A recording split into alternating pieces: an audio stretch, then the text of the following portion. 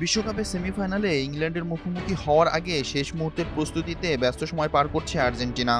High voltage এই ম্যাচের আগে কনসাস সিটিতে নিজেদের ঝালিয়ে নিচ্ছে লিওনেল স্ক্যালোনির শিষ্যরা। তবে আজকের অনুশীলনে দেখা মেলেনি মেসি ও দলের মূল একাদশের অধিকাংশ খেলোয়াড়কে।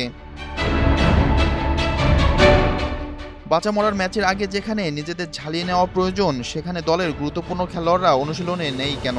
সেই প্রশ্ন আলবি সেলেস্তে সমর্থকদের মনে। তাদের জন্য স্বস্তির খবর হলো কোনো চোট নয়। খেলোয়াড়দের বিশ্রাম দিতেই এমন সিদ্ধান্ত নিয়েছে টিম ম্যানেজমেন্ট। মূলত কোয়ার্টার ফাইনালে সুইজারল্যান্ডের বিপক্ষে ১২০ মিনিটের রুদ্ধশ্বাস লড়াইয়ের ধকল সামলাতে ফুটবলারদের বিশ্রাম দেওয়া হয়েছে। টানা দীর্ঘ সময় মাঠে ঘাম ঝরানোয় খেলোয়াড়দের শরীরে ক্লান্তি দূর করা এবং শরীর সতেজ রাখাকেই এখন সবচেয়ে বেশি গুরুত্ব দিচ্ছে কোচিং স্টাফরা।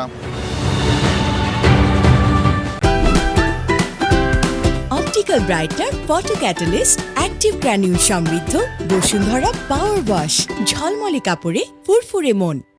এ কারণেই মূল একাদশের তারকাদের অনুশীলনে নামিয়ে বাড়তি চাপ না দিয়ে সম্পূর্ণ বিশ্রাম দেওয়া হয়েছে। আজকের সেশনে মূলত বেঞ্চের খেলোয়াড় ও বদলি হিসেবে নামা ফুটবলাররাই নিজেদের তৈরি করেছেন। পরিকল্পনা অনুযায়ী সোমবার পর্যন্ত কনসাস সিটিতেই অবস্থান করবে আর্জেন্টিনা।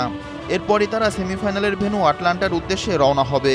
মঙ্গলবার আটলান্টার মার্সিডিজ বেঞ্চ স্টেডিয়ামে মেসিরা চূড়ান্ত অনুশীলনে নামবেন।